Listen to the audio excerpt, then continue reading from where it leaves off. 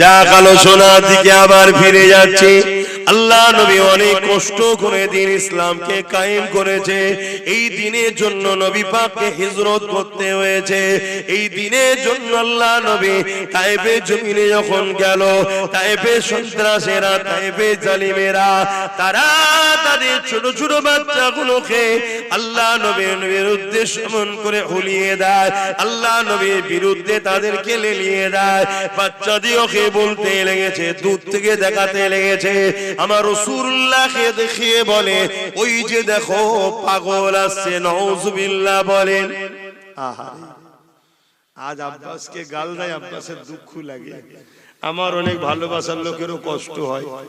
আমার নবীকে বলছে, শুনছেন, আমার নবীকে বলছে পাগল, নাউযুবিল্লাহ। তাহলে নবীর গোলামদের বলবে না? বলবে না?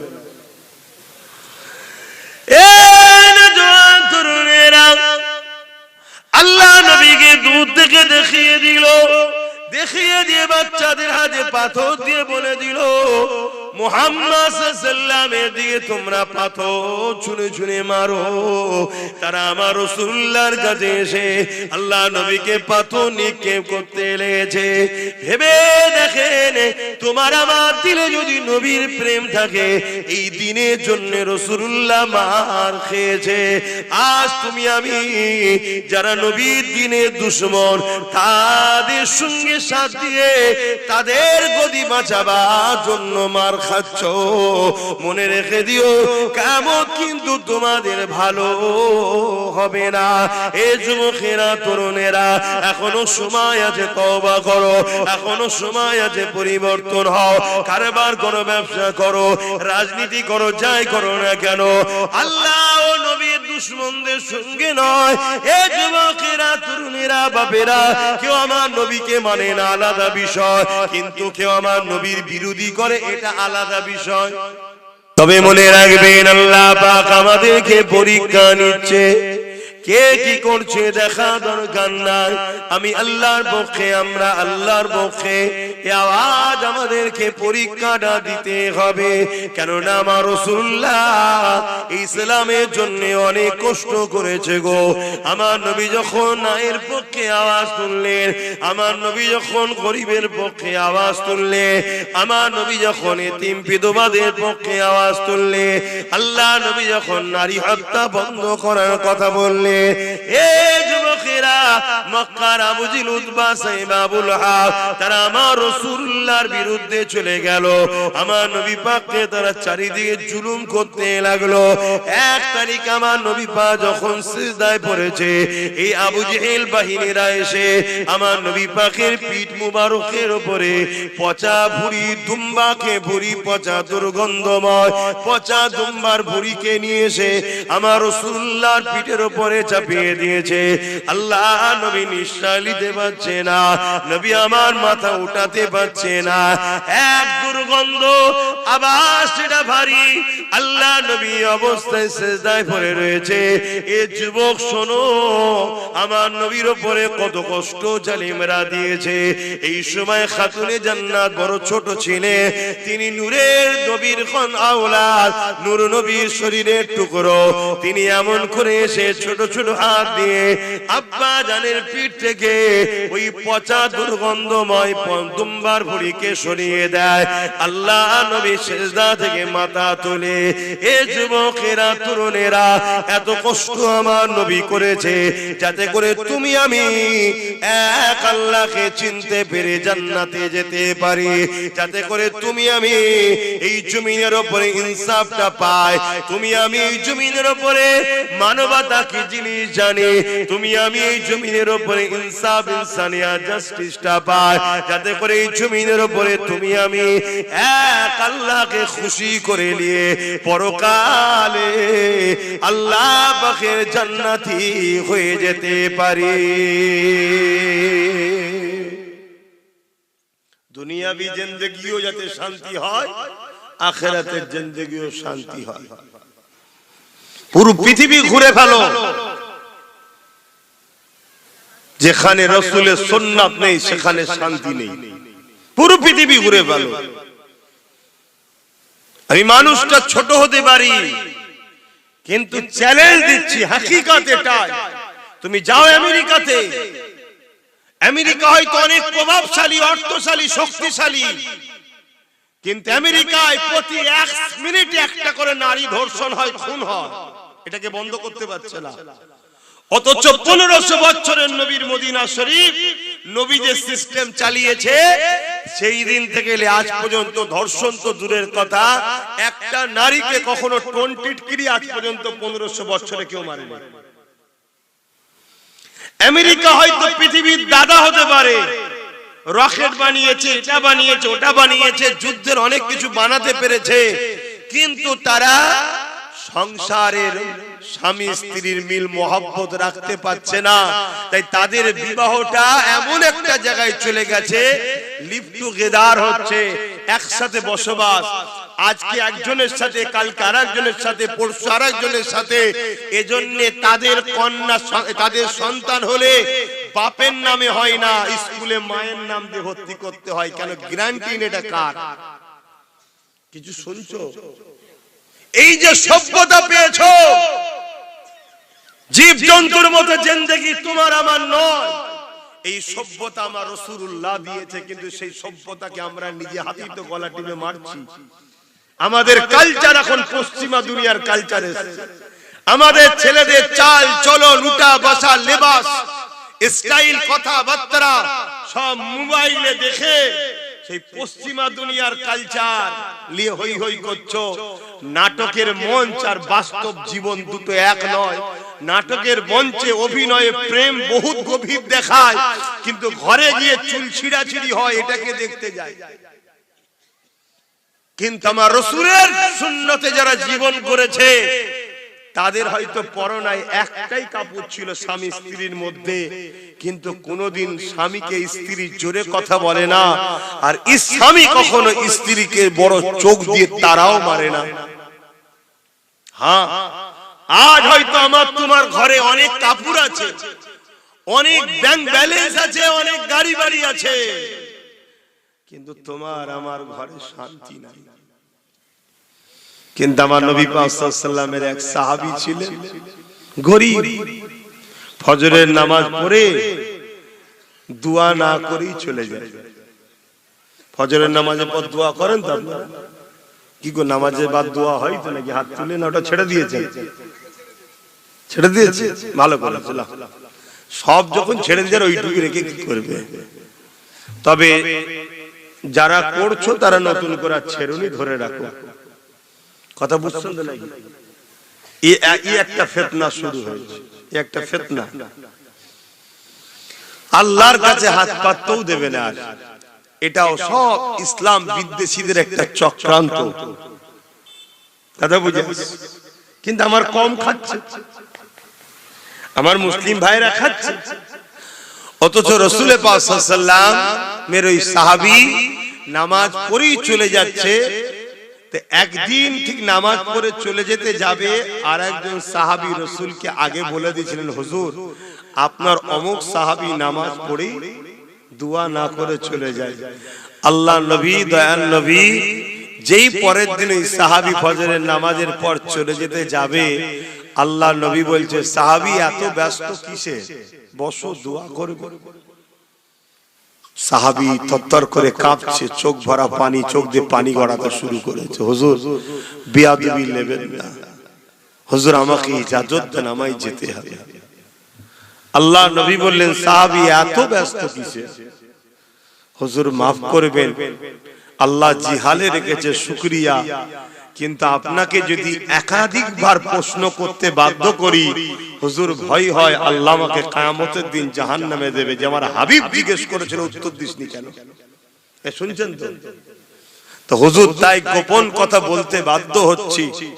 হুজুর আমার রাসূলও সব জানেন, আল্লাহও সব জানেন, বাকি সবাইকে জানাচ্ছেন আল্লাহ। শুনছেন তো হুজুর? আর এই ঘটনা যদি আমরা রাসূল যদি জিজ্ঞেস না করতেন, তাহলে আমরাও জানতে পারতাম না।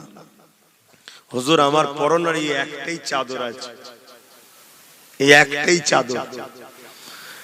ফজরের ওয়াক্ত বড় কম, ফজরের ওয়াক্ত বড় কম, তো হুজুর আমি নামাজ পড়ে গিয়ে তাড়াতাড়ি এই চাদরটা পরে আমি নামাজ পড়তে যখন এসি, আমার স্ত্রী ঘরের কোণে নিজেকে লুকিয়ে দেয়। কেন? পরনার কাপড় নাই। ভালো করে বোঝো কত তাদের কিভাবে বলি, তাদেরকে তো গরিব বলাটাও নিজে সব থেকে বড় ভিখারি তাদের কাছে, না? কি ভাষায় বলি। তো হুজুর আমি গিয়ে চাদরটা দিই, আমি নিজেকে আবার ঘরের কোণে লুকিয়ে দিই। আমার স্ত্রী এই কাপড়টা পরে আবার নামাজ পড়ে, তাই দোয়া চাইতে গেলে হুজুর নামাজ চলে যাবে, তাই চলে যেতে হয়। আহা, অথচ এই সাহাবী সংসারের খবর দেখো। স্ত্রী স্বামীকে বলছে যে আমার প্রাণের স্বামী, আমার আপনার উপরে কোনো অভিযোগ নেই, আমি আপনার উপরে রাজি ও খুশি। জোরে বলুন সুবহানাল্লাহ। আর স্বামীও স্ত্রীকে বলছে আমার প্রাণের স্ত্রী, আমারও তোমার উপরে কোনো অভিযোগ নেই, আমি তোমার উপরে রাজি ও খুশি। জোরে বলুন সুবহানাল্লাহ। বড় কোট টাই স্যুট বুট পকেটে টাকা থাকলে শান্তি হয় না। শান্তি এখানে হয় যেটা রাসূলের সুন্নতে পাওয়া যায়। জোরে বলুন সুবহানাল্লাহ। কিন্তু আমাদের মধ্যে সুন্নাত কই? আমরা তো সবাই বলি রাসূলকে ভালোবাসি, প্রকৃত ভালোবাসাটা কি? আল্লাহ নবী জানালেন মান আহাব্বা সুন্নতি ফাকাদ আহাব্বানি ওয়া মান আহাব্বানি কানা মাই ফিল জান্নাত। আমি রাসূলুল্লাহ আমার সুন্নাতকে যে ভালোবাসলো, সে আমি নবী আমাকে ভালোবাসলো, যে আমাকে ভালোবাসলো কানা মাই ফিল জান্নাত, সে আমার সঙ্গে আল্লাহর জান্নাতে যাবে। এই যুবকেরা তরুণেরা, তাই বলে দিই রাসূলুল্লাহকে যদি ভালোবাসে, এই ভালোবাসতে হবে নবীর সুন্নাতকে। অর্থাৎ যারা নবীর সুন্নাতকে ভালোবাসে, অর্থাৎ সুন্নাত অনুযায়ী জীবন করে, তারাই রাসূলুল্লাহকে ভালোবাসলো। যারা নবীকে ভালোবাসলো, আল্লাহ নবীর সঙ্গে তারা জান্নাতি হয়ে যাবে।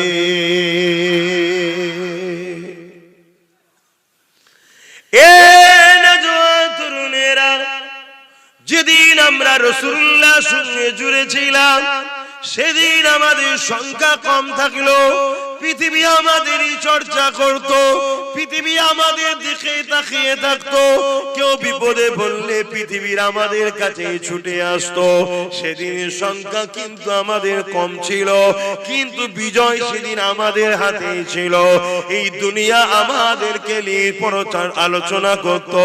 যেদিন আমাদের সংখ্যা কম ছিল, এই পৃথিবীর সবাই আমাদের দিকে তাকিয়েছিল, কিন্তু আজ আমাদের সংখ্যা বেড়েছে, কিন্তু আজ আমরা পরাজিত প্রতিটা জায়গায়। কেননা যেদিন সংখ্যা কম ছিল, কিন্তু আমরা রাসূলুল্লাহর সঙ্গে জুড়েছিলাম, এই জন্য আল্লাহ আমাদের ইজ্জত সম্মান দাম বাড়িয়েছে। কিন্তু আজ আমরা নবী ছেড়ে দিয়ে যাদের খুশির জন্য নিজেদেরকে আজকে কাজে লাগিয়েছে, তাদের হাতে আল্লাহ আমাদেরকে বেইজ্জতি অপমানিত করতে লেগেছে। তাই এসেছি যখন মেসেজ দিয়ে যায়, দুনিয়ার গোলামি বন্ধ করো, দুনিয়াদারদের গোলামি বন্ধ করো, আমার রাসূলুল্লাহর গোলাম হয়ে যাও। কেননা দুনিয়ার সব জায়গাতে দাম কমে যায়, আমার রাসূলুল্লাহর গোলামদের দাম কখনো কমে না। যে কোনো জিনিস বয়স হলে দাম কমে, পুরাতন হলে দাম কমে। কি কমে না? কমে না। একটা গাড়ি কিনে নিয়ে আসো, যত বয়স বাড়বে দাম বাড়বে না কমবে? একটা খেলোয়াড়কে নিয়ে আসো, সেদিন একটা খেলোয়াড় এসেছিল না, মুসলমানের ছেলেরা আবার কিছু ভক্ত আছে তো নাকি? এদের হাকিকাত সম্বন্ধে তো মুসলমান জানি না এরা কারা। এখন বললে অনেকে আবার সমালোচনা করবে, কথা শুনছেন তো?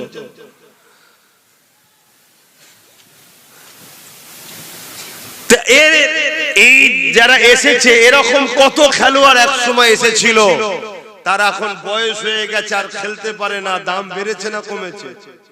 জোরে বলো। আজকে যে এসেছে তার দামও আগামী দিন কমবে না বাড়বে? ভ্যালু শেষ হয়ে যাবে।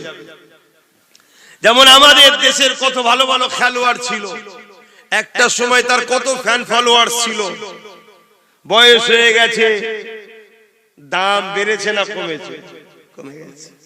কত বড় বড় গায়ক ছিল, কত বড় বড় ড্যান্সার ছিল, লোক ভাড়া করে নিয়ে আসতো, লক্ষ লক্ষ যুবক ভিড় করত। এখন যারাই ভিড় করতো তারা বলছে ধরো ওকে কেন নিয়ে এসছি, ও আর পারে না রে নাচতে, ও আর গাইতে পারে না, বুড়ো হয়ে গেছে, একটা জন্ম তো ছুকড়ি দেখে লিয়া। কি বলে না বলে না? তাহলে সব জায়গায় ভ্যালু কমে, সব জায়গায় দাম কমে। খেয়াল করে দেখো, মোহাম্মদ রসুলের গোলামের বয়স যত বাড়ে তার দাম ভ্যালু তত বাড়ে। জোরে বলুন সুবহানাল্লাহ। ফুরফুরা শরীফে দাদা হুজুরের আওলাদদের মধ্যে যারা মুরব্বী বেশি তাদের দামও বেশি। কথা বুঝে আসছে না? না, আপনাদের এলাকায় প্রবীণ উলামা যিনি রসুলের গোলাম, উলামা বা দুই ধরনের, এটা শয়তানের গোলাম, একটা রসুলের গোলাম, জানেন তো নাকি? এই জানা আছে তো নাকি? না ভাববেন আবার উলামা শয়তানের গোলাম কি করে হয় রে। হ্যাঁ, এক একটা উলামা আছে শয়তানও যাদেরকে দেখে মাঝে মাঝে মুচকে মুচকে হাসুরি, সর্বনাশ, এটা আমার বাপ, কি খব্বিস আছে। হাই দেখে আমার ওয়াজিদের মনে পছন্দ হয় না, আমি গল্প করছি। হ্যাঁ, আল্লাহ নবী বলেছে আখিরি জামানায় আসমানের নিচে জমিনের উপরে সব থেকে নিকৃষ্ট হবে একদল উলামা। সবাই নয়, একদল উলামা। কে বলছে? নবী বলছে। চিনবেন কি করে? চিনার দুটো কথা আজকে বলে যাচ্ছি। নাম্বার 1, যে উলামা দেখবেন আপনাকে নবীর সঙ্গে জুড়তে চাই না, বাকি ধর্মের সব দিতে চাই, নবী দিতে চাই না, এই উলামা হলো, কথা বুঝে আসছে তো নাকি? জমিনের উপরে আসমানের নিচে সব থেকে বড় নিকৃষ্ট, অর্থাৎ চতুষ্পদ জন্তু শূকরের থেকেও খারাপ। ভাষাটা কি খারাপ লাগলো নাকি? আমি সব কথা বলি আবার চিন্তা করি যে সাধারণ মানুষ কি নজরে নেবে। আরে কোরআন বলছে এদের সম্বন্ধে, উলাইকা বালহুম আদাল, উলাইকা কাল আনআম, এরা চতুষ্পদ জন্তুর নাই। তারপরে আল্লাহ বলছেন বালহুম আদাল, তার থেকেও নিকৃষ্ট। কথা শুনছেন তো নাকি? এদেরকে আল্লাহ ইলম দিয়েছে, সাধারণ মানুষের থেকে আল্লাহ এদেরকে আলাদা করেছিল, এদের জ্ঞান দিয়েছে আল্লাহ, কিন্তু এরা ওই জ্ঞানকে দুনিয়ার স্বার্থে বিক্রি করেছে। বিক্রি করে দুনিয়ার মানুষের ঈমানকে চুরি করার জন্য এরা ঘুরে বেড়াচ্ছে।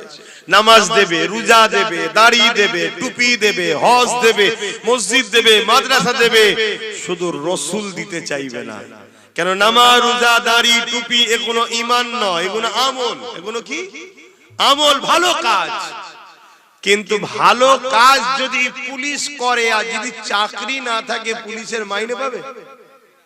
ভালো কাজ, রাস্তায় দাঁড়িয়ে গাড়ির জাম লেগেছে কাটিয়ে দিলেন, কিন্তু আপনি কোন সরকারি চাকরি, ট্রাফিক নয়, আপনার মাইনে আসবে? তাহলে ঈমানদার যদি না হয়ে ভালো কাজ করেন, আপনার মাইনে জান্নাত পাবেন? আমি কি বুঝাচ্ছি, বুঝছেন তো নাকি? না বেকার বকছি আমি? কেন আমারও আর ভালো লাগছে না। এই শীতের সময় আমাকেও মনে হয় একটু ঘুম পেচ্ছে। বলবো না, দোয়া করে দেবো? এমনি তো বলি যে আমি আসতে চাইনি, কেন নিয়েছিস বলনি ঘুরিয়ে ঘাড়িয়ে? সেই মৌলানা খেতে দাওয়াত করেছে, আমি তো আলামিনকে জিজ্ঞেস করছি দাওয়াতটা লিলি কি করে?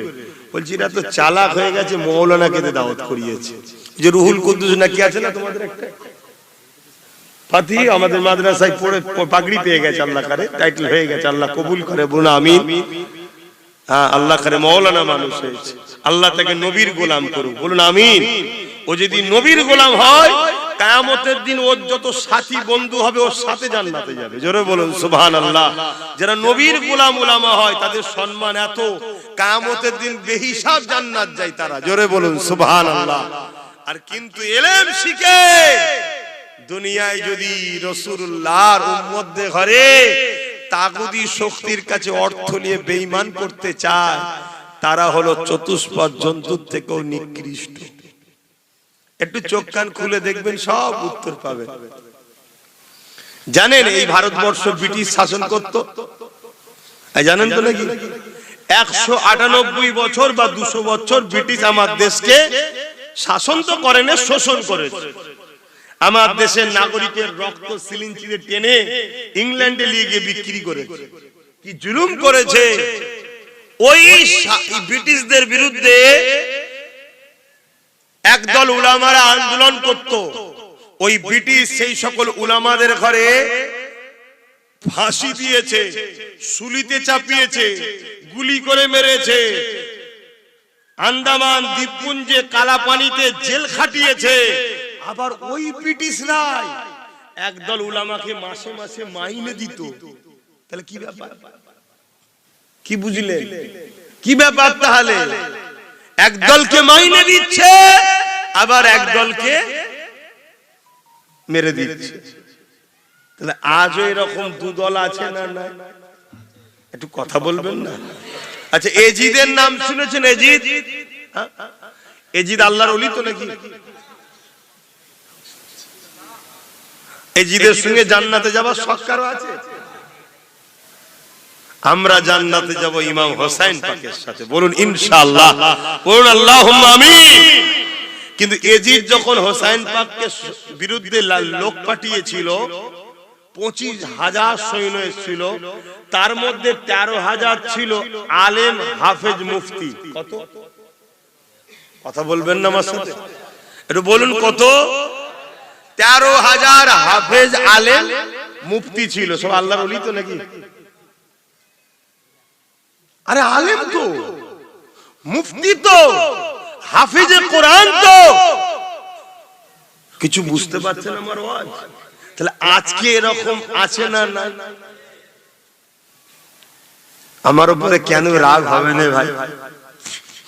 আমার উপরে কেন রাগ হবে না? হ্যাঁ, খুব রেগে যাচ্ছে আমার উপরে এক শ্রেণীর মানুষ, যে ওয়াজ কি আর খুঁজে পাইনি।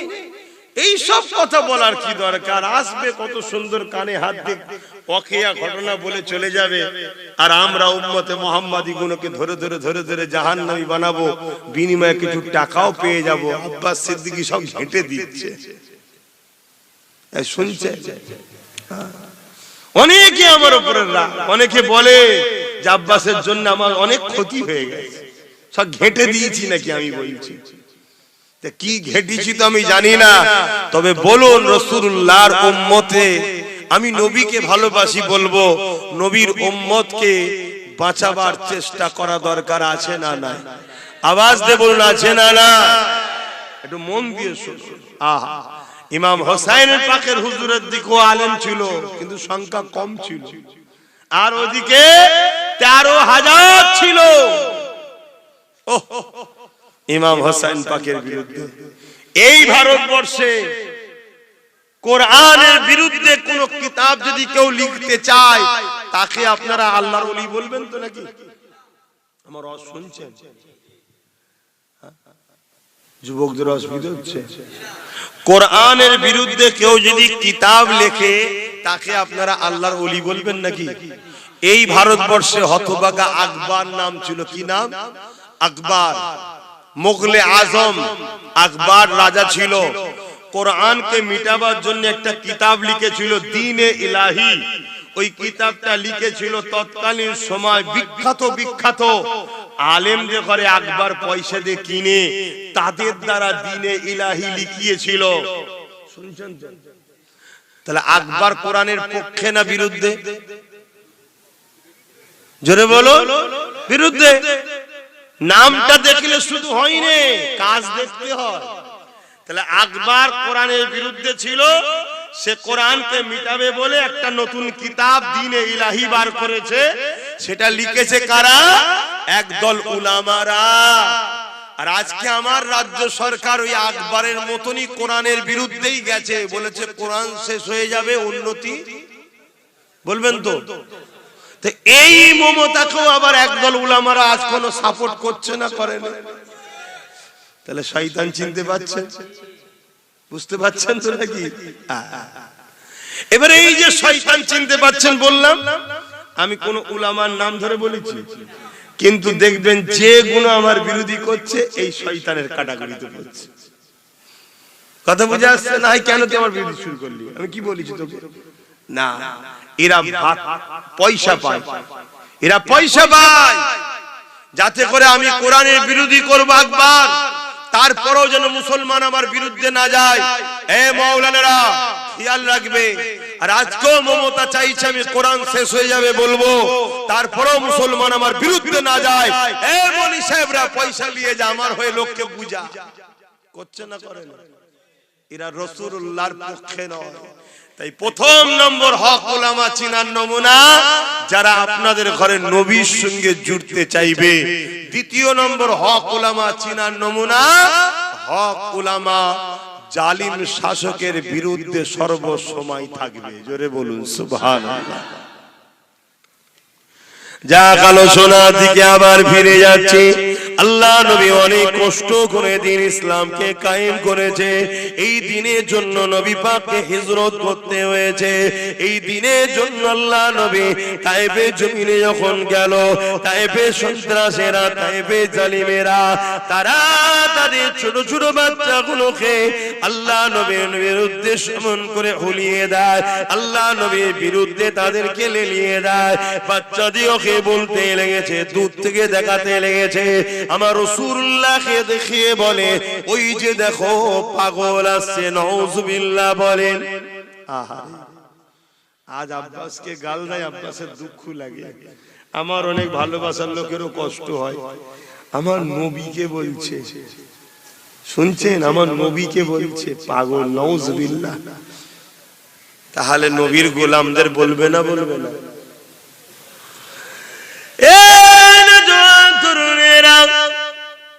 আল্লাহ নবীকে দূর থেকে দেখিয়ে দিল, দেখিয়ে দিয়ে বাচ্চাদের হাতে পাথর দিয়ে বলে দিল, মুহাম্মদ সাল্লাল্লাহু দিয়ে তোমরা পাথর ছুঁড়ে ছুঁড়ে মারো। তারা আমার রাসূলুল্লাহর কাছে এসে আল্লাহ নবীকে পাথর নিক্ষেপ করতে লেগেছে। ভেবে দেখেন, তোমার আমার দিলে যদি নবীর প্রেম থাকে, এই দিনের জন্য রাসূলুল্লাহ মার খেয়েছে। আজ তুমি আমি যারা নবীর দিনের দুশমন, তাদের সঙ্গে সাথ দিয়ে তাদের গদি বাঁচাবার জন্য মার খাচ্ছ। মনে রেখে দিও, কিয়ামত কিন্তু তোমাদের ভালো হবে না।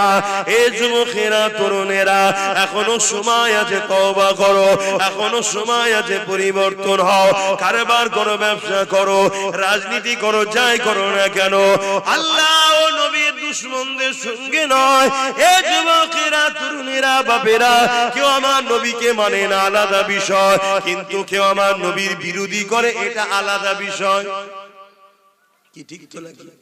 হিন্দু হোক, আদিবাসী হোক, সাঁওতাল হোক, বাগদি হোক, আমার নবীকে মানে না, ওটা আলাদা বিষয়। ও মানে না, ও জবাব দেবে। কিন্তু মানুষ হিসেবে একে অপরে মিশবো না? মিশবো না? একটু বলেন, বলেন, বলেন। মিশবো। কিন্তু কেউ যদি রাসূলুল্লাহর বিরোধী করে, এটা কি আলাদা বিষয় না? তুই মানবি কি না মানবি তোর বিষয়, কিন্তু বিরোধী করার অধিকার কে দিল? ঠিক না? ঠিক। এ নওজওয়ান তরুণেরা, আল্লাহ নবীকে তায়েফে জমিনে তারা পাথর নিক্ষেপ করতে লেগেছে। আমার রাসূলুল্লাহ শরীরে এসে পাথর লাগে, ওই পাথরের আঘাতে রক্ত বেরোতে লেগেছে। ওই পাথরের আঘাতে রক্ত ঝরে ঝরে ঝরে ঝরে পড়তে লেগেছে। এত পাথর সেদিন তারা নিক্ষেপ করেছিল। আল্লাহ নবী এমন করে তায়েফের জমিনে অজ্ঞান হয়ে জমিনে পড়ে যায়। এ যুবকেরা, তরুণেরা, আরে এই দিনের জন্য, এই ইসলামের জন্য আল্লাহ নবী কত কষ্ট করেছে।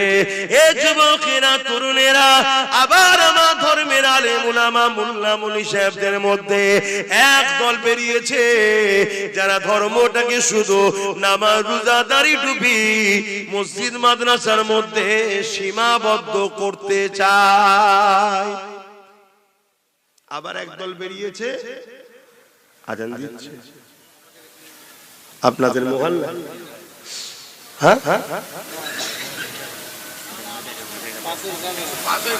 আপনার মহল্লায় হলে বলবেন, আমি বন্ধ করে দেব। আবার একদল বেরিয়েছে, তাদের বক্তব্য কি ইসলাম মানে শুধু নামাজ, রোজা, দাড়ি, টুপি, হজ, যাকাত, এটাই কি শুধু ইসলাম? বলবেন তো? আরে ইসলাম তো যাচ্ছে দুটো পাট্টির উপর দিয়ে, যেমন ট্রেন যায় দুটো পাট্টির উপরে, ইসলামও যাচ্ছে দুটো পাট্টির উপর দিয়ে। প্রথম নম্বর হলো অন্যায় করো না, অন্যায়কে মিটিয়ে দাও, এর নাম হলো ইসলাম। জোরে বলুন সুবহানাল্লাহ। দ্বিতীয় নম্বর হলো ন্যায় করো, ন্যায়ের প্রতিষ্ঠিত সাথ দাও। জোরে বলুন সুবহানাল্লাহ, এর নাম তো ইসলাম। আল্লাহ নবী বসে রয়েছে, এমন সময় এক ইহুদি চলে আসলো। আল্লাহ নবীকে জিজ্ঞাসা করতে লাগলো, ইয়া রাসূলুল্লাহ, হাবিবাল্লাহ, ইসলামের সবথেকে ভালো কাজ কোনটা? আল্লাহ নবী বলেছিলেন, খোদার্থকে খানা খাওয়ানো, এটা হলো ইসলামের সবথেকে ভালো কাজ।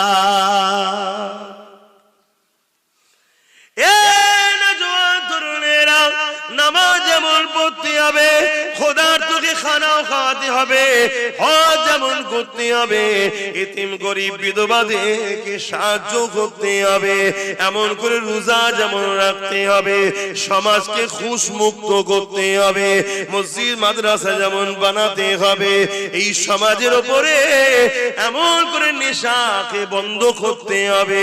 এই যুবকেরা, তরুণেরা, বাপেরা, এই টোটালটা হলো ইসলামের কমপ্লিট। অন্যায়ের বিরুদ্ধে লড়াই করতে হবে, ন্যায়ের পক্ষে সাথ দিতে হবে। আজ আমি বড় আওয়াজ দিয়ে বলে যাচ্ছি, আমার নবী পাক সাল্লাল্লাহু আলাইহি ওয়াসাল্লামের টোটাল জীবনীতে আমার নবী পাক কখনো কোন ধর্মের বিরুদ্ধে লড়াই করেনি। আমার নবী পাক কখনো কোন ধর্মের মানুষের বিরুদ্ধে আঘাত দেয়নি। আমার নবী পাক যখনই লড়াই করেছে, ওই লড়াইটা হলো অসহায়, দুঃখী, এতিম, বিধবা, গরিব মানুষকে বাঁচাবার জন্য জালিমদের বিরুদ্ধে নবী লড়েছে।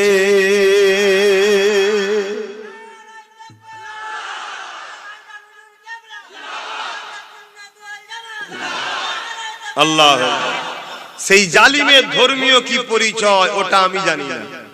জালিম যে হবে তার বিরুদ্ধে রাসূল লড়েছে। কথা বুঝছেন তো নাকি? এখন আমি ছোট্ট একটা কথা জিজ্ঞেস করবো, আপনারা মনে কষ্ট নেবেন না তো? আমার দেশের কেন্দ্র সরকার যে বসে আছে, ও জালিম না জালিম নেই? সবাই বলছে। কারা কারা মানেন জালিম, একটু হাত তুলে দেখা। ঠিক বলছেন? তাহলে রাসূলুল্লাহর হুকুম জালিমের বিরুদ্ধে লড়াই করা, ওর বিরুদ্ধে লড়াই করতে হবে না হবে না? লড়াই করতে হবে। আলহামদুলিল্লাহ, আজান হয়ে গেছে, আসুন একটু সালাত ও সালাম পড়ে নিয়ে। নবী সালাম,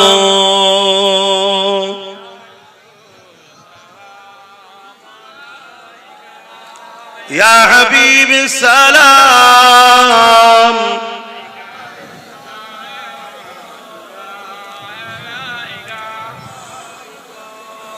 প্রতি বছরই আপনাদের এই ময়না গোকুলনগর আহলে সুন্নাত ওয়াল জামাত অরাজনৈতিক ধর্মীয় সংগঠনের পরিচালনায়, যুবক ছেলেদের প্রচেষ্টায়, গ্রামবাসী বাপ মা ভাই বোনেদের সহযোগিতায় এই মাহফিল হয়ে আসছে। ঈদে মিলাদুন নবী উপলক্ষ করে আল্লাহ এই মাহফিলকে কবুল করেন, এই কমিটিকে কবুল করেন, আগত আপনাদেরকে আল্লাহ কবুল করে। বলুন আল্লাহুম্মা আমিন।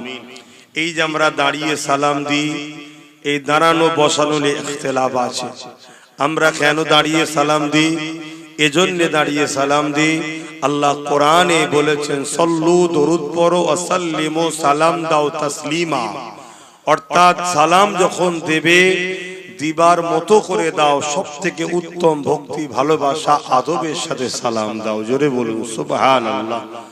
কারণ এজন্য দরুদ পড়লে নেকি হয়, সালাম যখন দেবো কামলিওয়ালা, মাদানিওয়ালা, নূরওয়ালা নবী জবাব দেবে, তাই আদবে জবাবটা লাও। জোরে বলুন সুবহানাল্লাহ।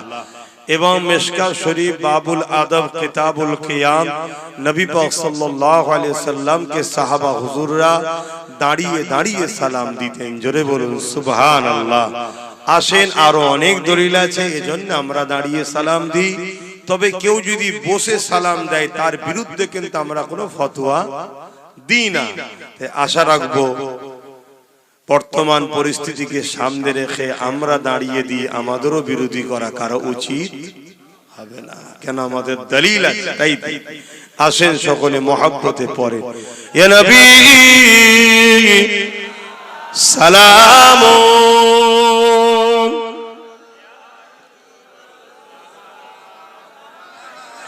ইয়া হাবিব সালাম,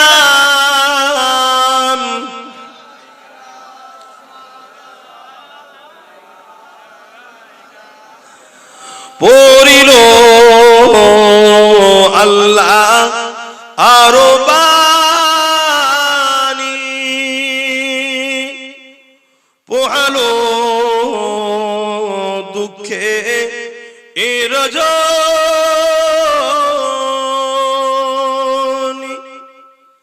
হইল জগৎ অনুরানী,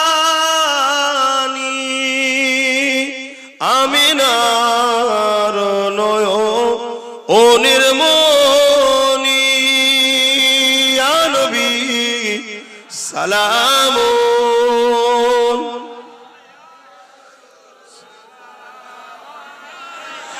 ইয়া হাবিব সালাম,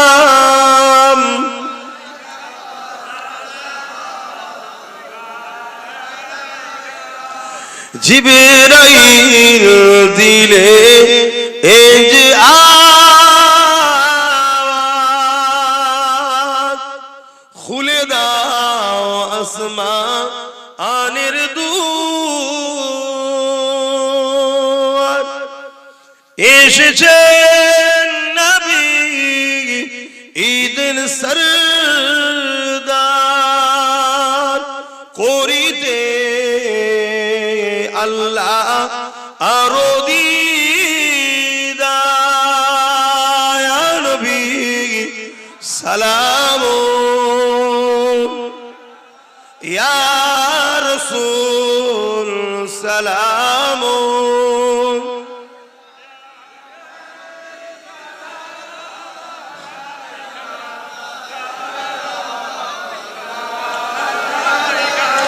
কঠিন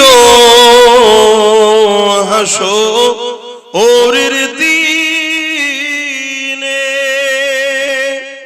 কি আছে মোদের কপালে,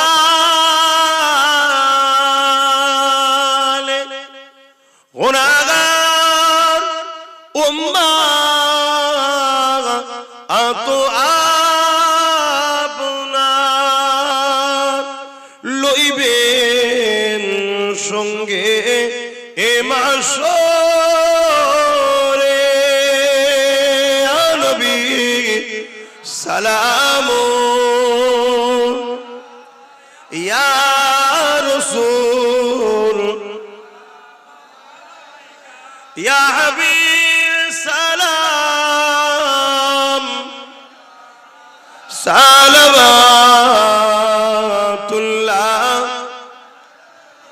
সকলে বসুন। বালাগাল উলা বিকামালিহি, কাসাবাত দুজা বিজামালিহি, হাসানাত জামিউ কসালিহি, সাল্লু আলাইহি ওয়া আলিহি, আল্লাহুম্মা সাল্লি আলা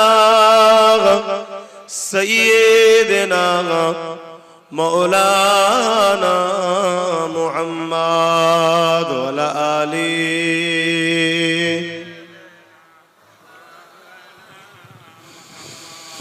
যাদের হৃদয়ে আছে আল্লাহর ভয়, তারা কভু নবী ভুলে যায় না। আল্লাহর প্রেম ছাড়া এই দুনিয়া কারো কাছে কোনো কিছু যায় না। যাদের হৃদয়ে আছে আল্লাহর ভয়, তারা কভু নবী ভুলে যায় না। আল্লাহর প্রেম ছাড়া এই দুনিয়া কারো কাছে কোনো কিছু চাই না। রাতের আধারে যারা সিজদাতে রয়, দু চোখের রসতে নদী যেন বয়। রাতের আধারে যারা সিজদাতে রয়, দু চোখের রসতে নদী যেন বয়। ছলনার ঘাচানি যতই আসো, ছলনার ঘাচানি যতই আসো, পিছনে ফিরো তাকায় না। যাদের হৃদয়ে আছে আল্লাহর ভয়, তারা কবু নবী ভুলে যায় না। আল্লাহুম্মা সাল্লি আলা।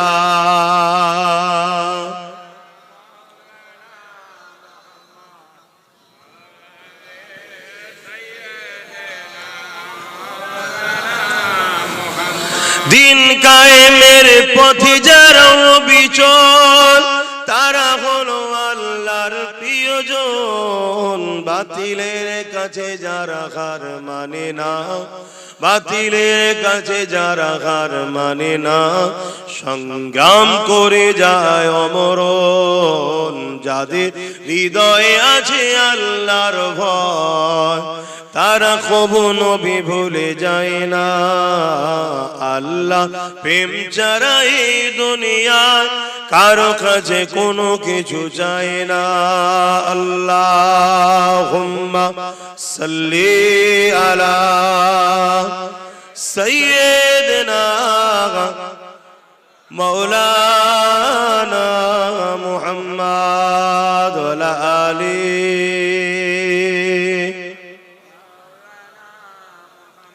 আমার আব্বা জানেরা, বাপেরা, সংক্ষেপ করব, শীতের বেলা হু করে চলে যাচ্ছে। একটা ছোট্ট কথা বলতে যাচ্ছিলাম, কিন্তু আজানের জন্য বন্ধ রাখলাম। আমি জানতে চাইছি, আমরা মানি কেন্দ্রে যে সরকার আছে সে জালিম না জালিম নয়? আমার রাসূল জালিমের পক্ষে ছিল না বিরুদ্ধে ছিল? আপনারা যদি রাসূলের উম্মত হন, তাহলে জালিমের পক্ষে থাকবেন না বিরুদ্ধে? আওয়াজ দিয়ে বলুন, বিরুদ্ধে। এটাও জানতে ইচ্ছা যাচ্ছে, আমার রাজ্যে যে সরকার আছে সরকারটা জালিম না জালিম নয়? ঠিক বলছে? ইমামদের ভাতা দিচ্ছে, মুসলমানদের মেয়েদের 1200 না কত কোটি টাকা ভান্ডার দিচ্ছে, ডবল ডবল চাকরি দিয়েছে, ফুরফুরায় রেল দিয়েছে, তাই না? ওয়াকাফ বাঁচিয়ে দিয়েছে, যতদিন বেঁচে থাকবে এসআইআর হতে দেবে না। চিন্তা কিসে? যাকে তাকে জালিম বললে হয়? কি বলছো, সত্যিই জালিম? সবাই মনে হয় বলছে না, যারা বদমাইশ তারাই মনে হয় জালিম বলছে। হ্যাঁ, আচ্ছা, কারা কারা জালিম বলে মানেন একটু হাত তুলে সাক্ষী দেন। বাবা, সবাই বলছেন। তাহলে রাসূল জালিমের পক্ষে না বিরুদ্ধে? তাহলে জালিমের সাথ আপনারা দিতে পারবেন? এবারে চলে আসুন, দুটো হাদিস আপনাদের শোনাই, যেটা আজকে খুব কাটিং করে চলছে, খুব ছড়াচ্ছে একদল লোক। একটা হলো মুসলিম শরীফের হাদিস, আল্লাহ নবী বলছেন, অন্যায় দেখলে হাত দিয়ে রোকো। যদি হাত দিয়ে রুখতে না পারো, মুখ দিয়ে প্রতিবাদ করো। যদি মুখে প্রতিবাদ করতে না পারো, অন্তর থেকে ঘৃণা করো, করে দূরে সরে যাও। যদি দূরে সরে যেতে না পারো, তাহলে ঈমান থাকবে না। কথা বুঝে আসছে? খুব মন দিয়ে শোনেন। কেন্দ্র সরকার মসজিদ, মাদ্রাসা, কবরস্থান, ঈদগার বিরুদ্ধে ওয়াকাফকে মিটাবার জন্য কালা কানুন করেছে। এটা নাই করেছে না অন্যায়?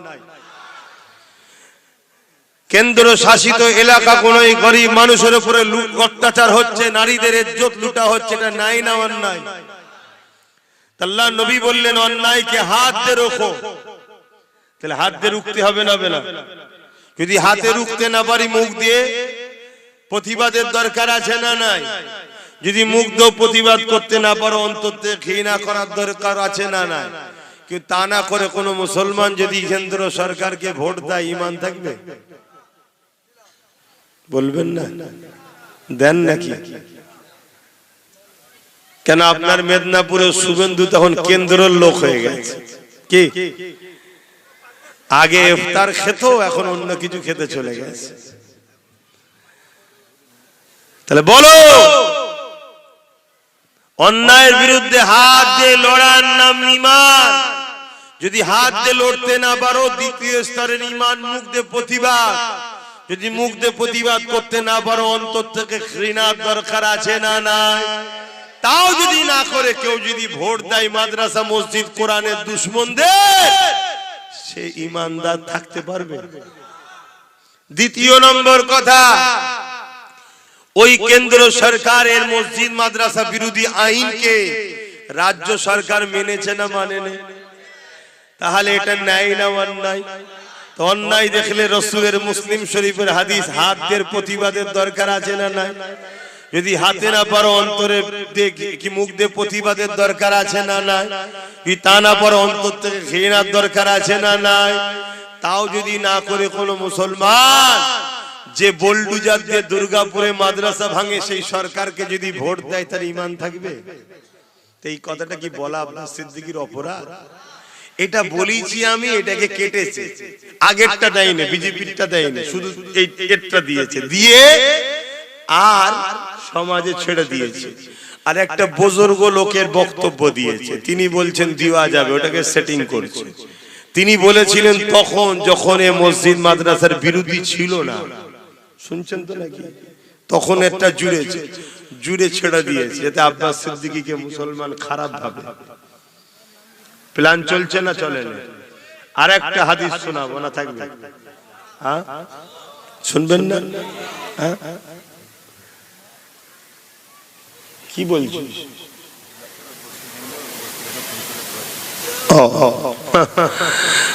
ভেঙেই দিচ্ছে সব জায়গায়। তো ভাঙবে না? পরের বাপকে বাপ বলছে ৭৯ বছর ধরে, তো ভাঙবেই তো। নিজের গার্জেন নেই বলে তো যে যা খুশি মেরে যায়। পাড়ায় এতিম ছেলে আছে, ওই এতিমকে দেখো সবাই অবহেলা করে না? করে না? কারণ গার্জেন নেই। তা আমাদের গার্জেন নেই বলে আমাদেরকে সবাই মিলে অবহেলা করছে, কি করা যাবে? তো যে কথা বলছিলাম, দোয়া তো করবো রে বাবা, দোয়া কি করবো না? দোয়া তো করবো, কিন্তু দোয়া আর দাওয়া দুটো কথা আছে না নাই? হ্যাঁ, বস্তির জন্য সব জন্য দোয়া করবো, কিন্তু আমি কি বলছি বুঝতে পারছো না? দোয়া আর দাওয়া দুটোর দরকার আছে না নাই? দাওয়াটা কোন?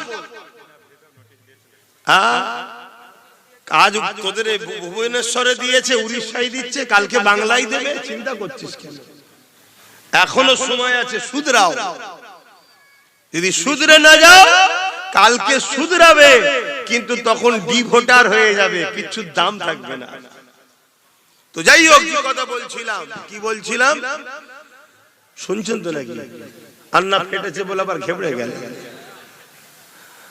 আরে নবীর গোলাম যারা হয় টেনশন করে নাকি? বাগদাদের জমিনে কত ফেলেছিল, একটাও কিছু হয়েছে? কত ঘাবড়াচ্ছে? তো যে কথা বলছিলাম, কি বলছি জানো? হ্যাঁ, আল্লাহ নবী বলছে, মিশকাত শরীফের হাদিস, মন দিয়ে শোনো। মুসলমান ঘরে জন্ম নিলে মুসলমান হয় না, মুহাম্মদ রাসূলকে যে মানে সেই হলো ঈমানদার।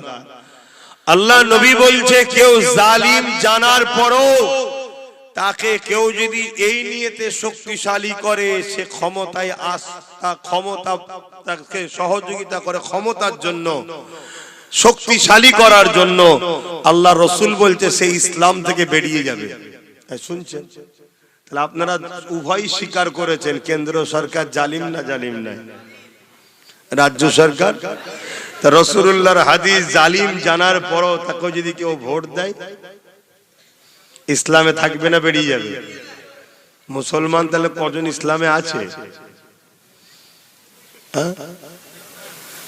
এবারে অনেকে বলছে সত্যি তো, তাহলে কেউ নেই না। এই জালিমের জুলুমটা এখন প্রকাশ পেয়েছে, আগে কি পেয়েছিল? তাহলে আগে যারা সাপোর্ট করেছে কারো অসুবিধা হয়নি, শুনছেন তো নাকি? হ্যাঁ, আগে তো বলেছিল ভালো ছিল, এখন যখন, শোনো ভাই, কোন জায়গায় যদি মসজিদ থেকে দান করবেন না করবেন না, কালকে যদি মসজিদ দখলে সিনেমা হল হয়ে যায় দান করা যাবে? তাহলে তখনকারের জন্য ফতোয়া, যতক্ষণ সে জুলুম করেনি তখন ছিল আলাদা বিষয়, জুলুম যখন করবে তখন তাকে সাপোর্ট করা যেতে পারে। এটা ইসলাম। মনে রেখে দিও, রাসূল বলেছেন, আল্লাহ রাসূলকে ছেড়ে কোরআনে সূরা বাকারাতে আল্লাহ বলছে, আমাকেও আমার হাবিবকে ছেড়ে যাদের তাবেদারি করবে আমি আল্লাহ তাদের হাতে তোমাদেরকে মিটাবো। মনে থাকবে তো? আসো একটু তওবা করে দোয়া চাইবো, কারণ নামাজের ব্যাপার আছে। এসেছিলাম একটু হাজিরি দিয়ে গেলাম আর সময় তো হু করে চলে গেল। সকলে তওবা পড়েন। বিসমিল্লাহির রহমানির রহিম। আল্লাহ তাআলা, আমি জানা অজানা, ইচ্ছা ও ইচ্ছা সকল গুনাহ হইতে তওবা করিতেছি। আস্তাগফিরুল্লাহ রাব্বি মিন কুল্লি যামবি ওয়া আতুবু ইলাইহি। আশহাদু আল্লা ইলাহা ইল্লাল্লাহ ওয়াহদাহু লা শারীকা লাহু ওয়া আশহাদু আন্না মুহাম্মাদান আবদুহু ওয়া রাসূলুহু।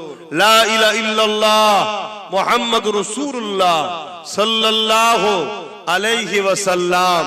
পাঁচ ওয়াক্ত নামাজ পড়বেন, এক মাস রোজা রাখবেন, বাপ মার খেদমত করবেন, হালাল খাবেন, হারাম থেকে দূরে থাকবেন, বড়দের সম্মান ছোটদের স্নেহ করবেন, মালদাররা হজ করবেন, যাকাত দেবেন, দেশটাকে ভালোবাসেন। হিন্দু হোক, আদিবাসী হোক, সাঁওতাল হোক, বাগদি হোক, যেই হোক, প্রত্যেকটা মানুষ আমরা সবাই বাপ আদম মা হাওয়ার সন্তান, আমরা সবাই ভাই বোন মিলেমিশে থাকবো। কিন্তু মনে রাখবেন, ধর্ম যার উৎসব তার। কেউ যদি বলে ধর্ম যার যার উৎসব সবার, জানবেন সে আমাদেরকে মুশরিক বানাতে চাইছে। তার এই কথা থেকে দূরে থাকতে হবে। কথা বুঝে আসছে? কোন হিন্দু, আদিবাসী, দলিত, সাঁওতাল, বাগদি কেউ আমাদের দুশমন নয়, সবাই আমাদের আদমের সন্তান, ভাই ভাই মিলেমিশে থাকবো। কে কি করছে জবাব আল্লাহর কাছে দেবে। কিন্তু যদি কেউ আমার আল্লাহ ও রাসূলের ইসলামের বিরুদ্ধে কথা বলে, তার সাথে আর সম্পর্ক রাখা, জোরে বলো কেন? নিজের বাপ মা থেকেও আল্লাহ ও রাসূল আগে, এটা মনে থাকবে তো। সেই জায়গায় আমি দোয়া চাইবো, তার আগে আপনারা পকেটে হাত দেন, যার যা খুশি একটু মাহফিলে শরীক হন। নেকির দরকার আছে না? না, যার যা খুশি একটু শরীক হন। আমার কথাতে কেউ কষ্ট পেলেন? আপনাদের ভালোবাসি, বাঁচাবার চেষ্টাই বললাম। আল্লাহ আমাদের সকলকে বুঝার তৌফিক দান করেন এবং আমল করার তৌফিক দান করে। বলুন আল্লাহুম্মা আমিন।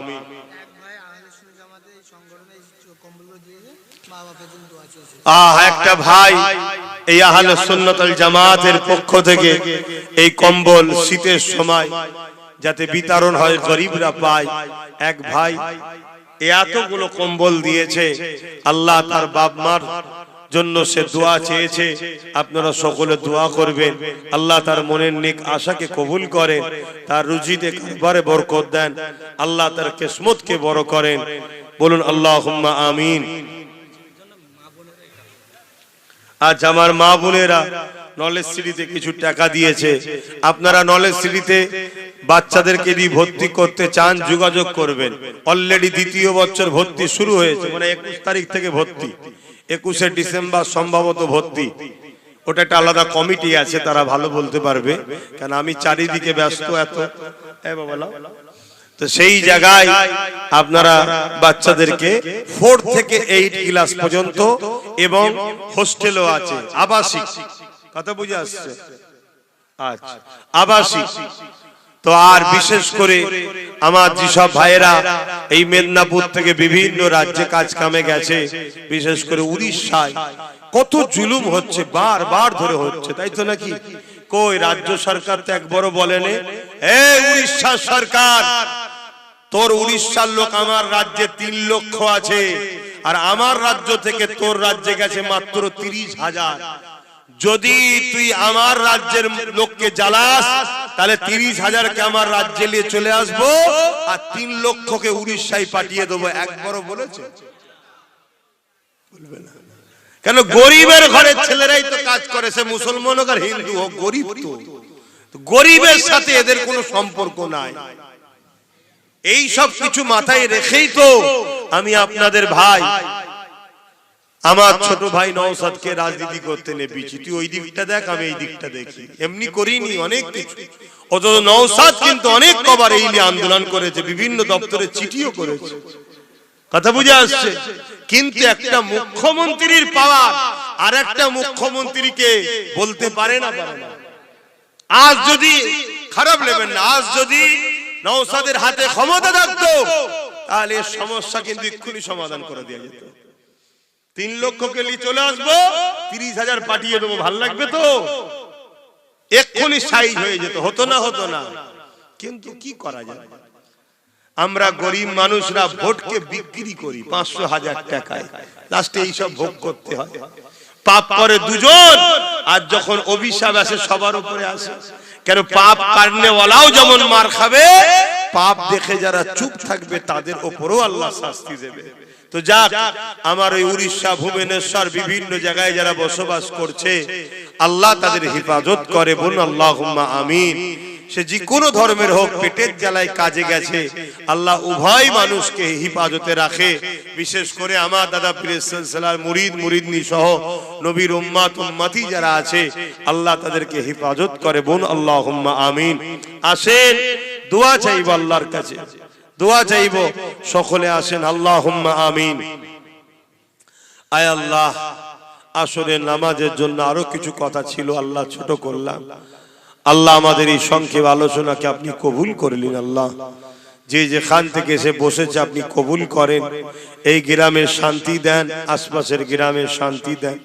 আল্লাহ এই মাহফিলে যারা দান করলো তাদের দানকে কবুল করলেন। আল্লাহ আমাদের রুচিতে কারবার, ব্যবসা বাণিজ্য আপনি বরকত দেন। আল্লাহ যা কিছু বলালেন, এবং আহলে সুন্নাত ওয়াল জামাত এই সংগঠনের ছেলেরা এই যে মাহফিল করেছে কবুল করেন। আর আমার যে ভাই আল্লাহ তার মা বাপের দুয়ার আশায় আল্লাহ কম্বল দান করছে গরিব মানুষের, কত সৌভাগ্যবান সেই বাপ মা যার বাচ্চা তার মায়ের কল্যাণের জন্য, বাপের কল্যাণের জন্য গরিবেরকে বস্ত্র দান করে। কত না সৌভাগ্যবান সেই বাপ মা যে এমন একটা ছেলে দুনিয়ায় রেখেছে। আল্লাহ এই ছেলের নসিব বড় করবেন। আল্লাহ আয় আল্লাহ টোটাল আল্লাহ কাজকে আপনি কবুল করে নেন। এসব মিলে কিছু সব দিয়ে থাকেন। সর্বপ্রথমে সওয়াব আকায়ে নামদার মুফাক্কিরে মওজুদা সাইয়্যিদুল মুরসালিন রাহমাতাল লিল আলামিনের দরবারে সওয়াবটুকু পৌঁছে দিন। হুজুরে আলা আওলাদ আম্মা জান সাহাবায়ে কেরাম সাহাবীগণ হযরত ইমাম হাসান হুসাইন হুজুর দে রুহের সওয়াবটুকু পৌঁছে দিন। 4 পিরানে पे 4 ইমাম হুজুর দে রূহ পাকে সওয়াব পৌঁছে দিন। तमाम नबी सिद्दीकीन सुहादा सालिहीन आरिफ बिल्लाह हुजूर रूहे रूहे सब पहुँचे दिन। अल्लाह पाक हमारे সকলে পীর ও মুর্শিদ মুজাদ্দিদুজ জামান কুতুবুল আলাম আমিরুশ শরিয়া শাইখুল বাঙ্গাল আল্লামা সৈয়দনা আবু বকর সিদ্দিক দাদা হুজুর পীর কেবলার পাকে সব পৌঁছে দিন।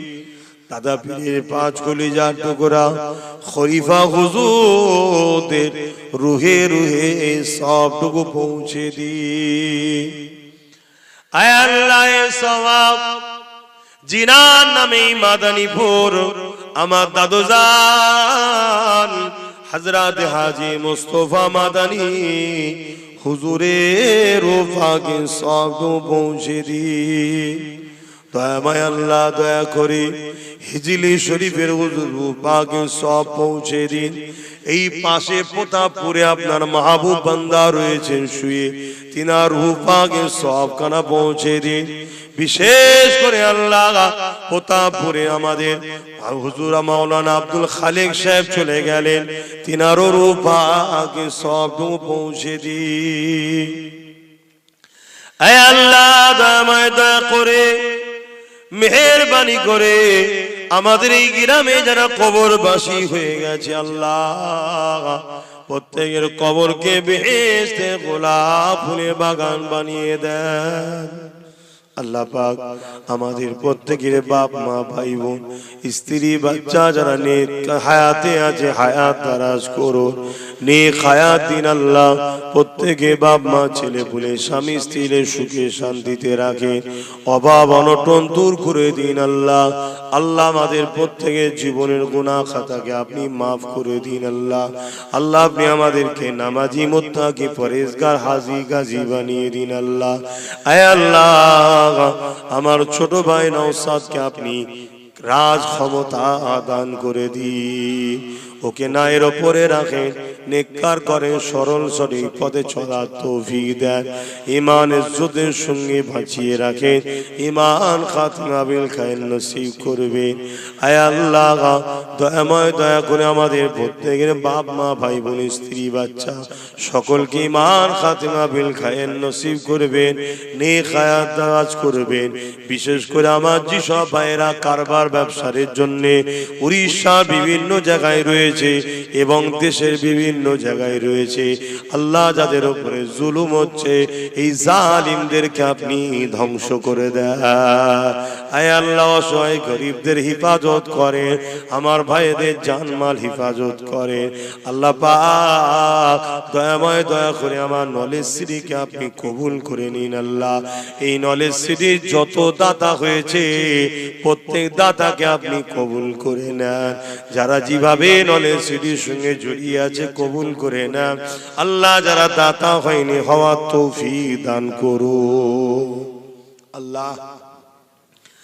মায়াময় আল্লাহ এই গ্রামের কমিটির উপর রহমত করুন, আমার মা বোনেদের সংসারে শান্তি দেন আল্লাহ। এই গ্রামে আল্লাহ অভাব অনটন দূর করে দিন আল্লাহ। আল্লাহ জালিম হুকুমাতদেরকে ধ্বংস করে দিন আল্লাহ। আল্লাহ আমার দেশের হিন্দু দলিত আদিবাসী সাঁওতাল বাগদি খ্রিস্টান মতুয়া সবাইকে নিরাপদে রাখেন, ভালো রাখেন, সুস্থ রাখেন মালিক। আমার দেশের সেনাবাহিনী পুলিশ বাহিনী বিএসএফ বাহিনী তাদেরকেও নিরপেক্ষ রাখেন, সুস্থ জীবন দেন, তাদেরকেও নিরাপদে রাখেন মালিক। আল্লাহ আমার পরিবার বাচ্চা বাপ মা স্ত্রী ভাই সকল আল্লাহ আপনি আমার উপরে নারাজ হয়ে যান। আমিন আমিন আমিন বার হাক্কাল মাদি লা ইলাহা ইল্লাল্লাহ লা ইলাহা লা ইলাহা ইল্লাল্লাহ মুহাম্মাদুর রাসূলুল্লাহ সাল্লাল্লাহু আলাইহি ওয়াসাল্লাম। আসসালামু আলাইকুম।